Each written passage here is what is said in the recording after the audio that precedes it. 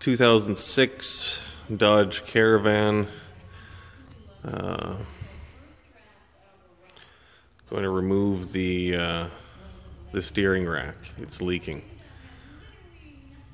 First things first, remove the tires, both sides, set them aside. And then next,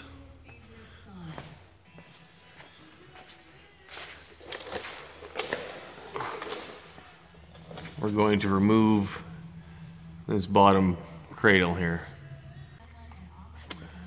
All the larger bolts are 21 millimeter. Right there is one medium sized bolt, and that is an 18 mil. Then there is 15 millimeter bolts, and then there's 1, 2, 3, 4 10 mil bolts as well. Alright, the two smaller bolts on this side, the 10 mils, they hold in the evap canister there. The other ones here hold in the cooler, and both of those are removed and put aside for now. And all the 21 mil bolts, except for the two main ones, are going to require you to put a 21 mil wrench on the nut to remove it as well.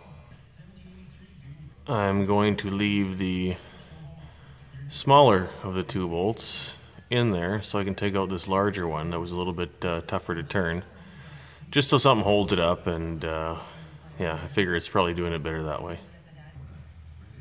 There is an access hole right there, so you can lube up the top of that bolt. Okay, the 4 15 mil bolts are removed as well. And then there is the 1 18 mil bolt is next. The 18 requires a 18 again on the nut side. Just put the box wrench side on the one end and hold it while you back it off. I had to use a breaker bar on the subframe bolt here at the back. Is out. Just so you know, it is extremely long. Impact wouldn't move it for most of the way. I had to use the breaker bar till it was almost completely out. Second subframe bolt is out. That these hoses that are connected to this canister have a different kind of clip holding them in. It's not just regular like O-ring or nothing like that, or O-clamp. It's one of these things here. Alright, that hose is off. Now you see the other one that's closer to the passenger side. That hose goes to the front of the vehicle, and the one I just took off, it runs towards the back of the vehicle to this canister right here. So just so you remember which one's which, you can figure that out. Alright, and then there is a wire harness that's plugged into there as well. Really dirty. I'm going to clean it up and then pull that off.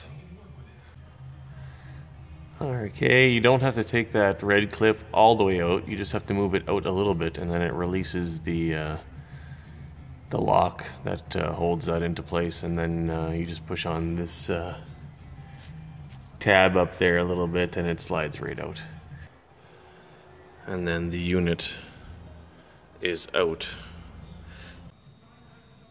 Now I'm going to get the last two 21 mil bolts on each end. Once again, 21 mil wrench on the top to prevent the nut from turning. One right there, one right there, and then this whole cradle should drop down. Okay, to remove the bushing that holds the bottom plate in, this thing right here, it was stuck in there pretty good, So I just took a pry bar. This side's still in. And I put it above the plate and just started prying on it here and there until it loosened up a lot. I did also try to tap a flat head in between the bushing and the plate as well, and that helped me sort of get it started. So if you're having an issue getting these things out like I am, yeah, just work at it. Slowly but surely, it'll come out. And then it's out. So a little bit of screwing around to get it out. The second side went a little bit easier than the first. Shoved a flathead screwdriver between the bottom of the plate and the bushing itself and just tapped it, and this one seemed to come out pretty easily. Alright, next I'm going to remove the tie rods from the steering knuckle. Okay, for the tie rod nut there, to back it off to be able to take the tie rod end off, I just left it in the knuckle for now. 22mm wrench, and just break it free. 18mm wrench. If it spins with the ball joint, you can put a wrench on the bottom here, but mine seems to be turning out just fine. I got that nut backed off most of the way until it is at the end of the bolt, and I'm going to take a hammer and I'm going to smack it on the bottom of this to pop the tie rod up. I got both tie rods off now, and yeah, I believe the next step is to get inside the vehicle. Make sure to tie up your steering wheel so it stays in the straight position. You don't want to mess up your clock spring. I just took some wire and tied it to the back of the headrest, and that should keep it in place enough. Next, I'm going to take out this other emission system canister. I'm going to take these hoses off that are attached to this canister, one regular just clip, and then there's a couple of these white ones like we saw before. Alright, there's two, I can't see it from there, but yeah, just again, there's two rubber nipples that are holding it into grommets in the back. They were a bit of a pain to try to pull out. I was just fighting, so I lubed it up with a little bit of silicone spray, and they pop right out. The plastic clip that I was telling you about on there, you can see one left right there. Instead, I grabbed this side and separated it because it was a normal clip. These things right there, those are garbage. You know, I took out a couple, they were alright, but this one just shattered and disintegrated the second I tried to put any force on it. So I'm gonna have to pick up another proper O-clamp when I put that back together, and then put it back together that way. This bolt here to take off the bracket, I loosened that off. That was a 10 mil. This one that was holding the canister in was a 13, and there's a 13 mil nut on top, so you're gonna have to grab a wrench to back that off. And then now there's a couple nuts hidden on top. There's one on top of the bracket on this side, and there is two on the top of the bracket on this side. I believe they're both 13 mil as well. I'm going to loosen those off, take this bracket out, and then that'll hopefully give me some more room to get at the lines for the rack. Okay, the bracket is out. This is the access I have to the lines. Looks alright. I can probably get a wrench in there. I didn't drop the subframe at all. I really don't want to, so I'm going to try to get the lines this way. I believe it's an 18mm wrench, and yeah, give that a go and see if it works for me.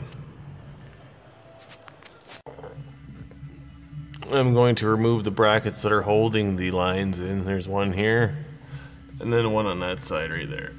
13 mil. It's going to make it easier for me to maneuver the rack a little bit here. I'm going to try to, like I said, get the bottom rack bolt or line bolt without dropping the subframe. So I'll take these off to try to give me some more wiggle room. Finally got it on the lower line and was able to just break it free. Took the ends of the tie rods off. The driver's side was 22 turns to come off, so I put it in the dirt on the van, and the other side was 23, and I did the same. So I can put the tie rod ends on the new rack because they're still in good shape. Alright, not sure if you can see that.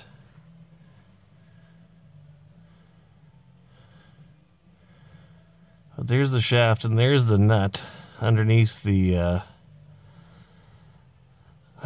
dash right near the pedals. This is what you have to take apart to release this shaft so the rack will drop down. There was a cotter pin in the end of that. That was pretty easy to pull out. It's a 13 mil wrench. The bolt that comes out is like this. The nut that I was trying to loosen off of this, that is actually attached to the metal bracket or the steering shaft. So the nut stays there. You back it off or whatever, but it pushes actually this out. There's the clip that goes through the end of that bolt right there. You take that out before you start backing off the nut. Okay, after a few more turns of the smaller crescent wrench, got it loose enough to take the rest off my hand. Oh, I'm going to let this drain off. It's still dripping a little bit. Then I'm going to undo the bolts that hold the rack in. There's actually one right there with a nut on top, and then 2 on the other side. 18 on the other side, 2 of them, and 21 this side. Both you need a wrench to hold the nut on top. Alright, I took the bolts holding the rack out, pulled this boot up a little bit, it fell down a bit more, and here is this roll pin that you have to remove. It's in that hole there. You know, you have a hard time seeing it. I'll put some light on there. Alright, yeah, that shiny silver circle there. It's a long pin that goes through that shaft that holds that on. Now I gotta get that out. I wiggled it around to push the rack towards the passenger side, and actually the whole damn thing comes through. Okay, and there you go. It's out. Just that little roll pin I was talking about. See, it's got a split in it. Just gives like a friction fit inside that sleeve there. It's just going inside of this thing here, and then holding onto this shaft right here. So it's out. I'm going to attach this obviously to the new one before I try to put it back up in there. I figure it's going to make my life easier. I've kind of kept a reference of how it looked when I was taking it apart. Okay, old rack, new rack. Now I switched over the steering shaft onto this rack here. There's only one way that this shaft goes on. There's a flattened out part in the splines, so it only goes on one way. I put it on pretty much exactly what it came out like, which is which is most likely going to be the right way. I do remember when I was underneath the dashboard, unclipping that top part, it was in this position when I was looking at it from underneath. So I got that back on there now. Now I got to push that roll pin through. That pin's pushed back in. I just pretty much put it on the top of the hole, rested on the ground a little bit so there was something to hit against, and started off by just tapping it in with a hammer. Just light taps. It went in pretty easily. Towards the end, the hammer wouldn't really fit in this groove anymore. Tried using the ball end and still wouldn't sink all the way, so I put the reverse end of the punch back on, and it's a little bit oversized, so I tapped it the rest of the way in. Pretty simple. Wasn't too bad. So yeah, now I'm going to attempt to put this rack back up in its proper mounts and get this shaft through the steering boot and all the way back to the steering column. Okay. Rack's bolted back in.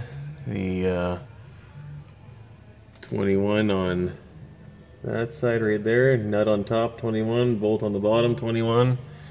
and then the 18s on the other side, 2 of them. And then now I'm going to get back in the cab and then reattach the linkage to the steering. So now I got to get underneath there and then reattach the shaft that comes out of the rack to the rest of the steering column. Once again with this nut, or this bolt, and this clip.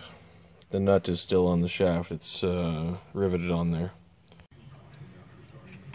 Alright, columns both back together. I put the tie rod ends in, turned them on 22 times on this side, threw the nut on. Don't forget to take your nuts off the old one, because it doesn't come with the new rack.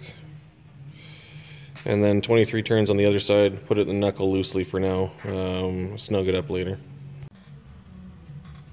Alright, lines are secure up there, got the 18 mil in there, put the bracket back on, then I put the canister bracket back on, tightened the bolt right there on that side, and then there's 2 on this side, and then your single bolt that holds the front of the canister.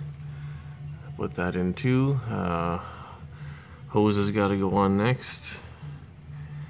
Like I said, I broke that plastic clip on that one, so I went and picked up an O-ring to put that on there, and then you tighten down this one as well. Alright, there you go. Hose clamp on there instead of that plastic clip. All the clips are put on, and then we'll start to mount the front canister.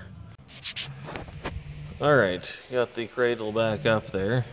Canister, or whatever the heck that is, that's clipped in, and then that goes into up on top of the bracket, and then 2 of the 10 mil bolts thread through these holes into the nuts on. Okay, on this front canister thing here, I replaced the shitty plastic clips with proper hose clamps. Alright, cradle's all tightened down. So canister's in. Smaller one up front is in. Now I'm going to